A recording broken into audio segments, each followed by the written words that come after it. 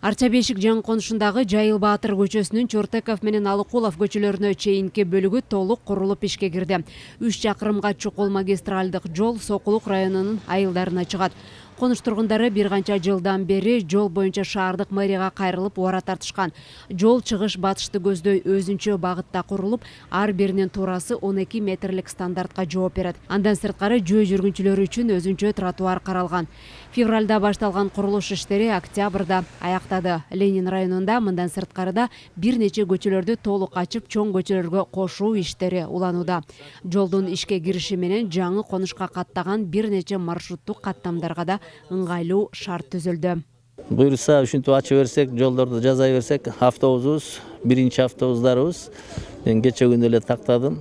Жана 120 автобусду биз 1 миллиард сомго сатып алып акчасын төлөдүк.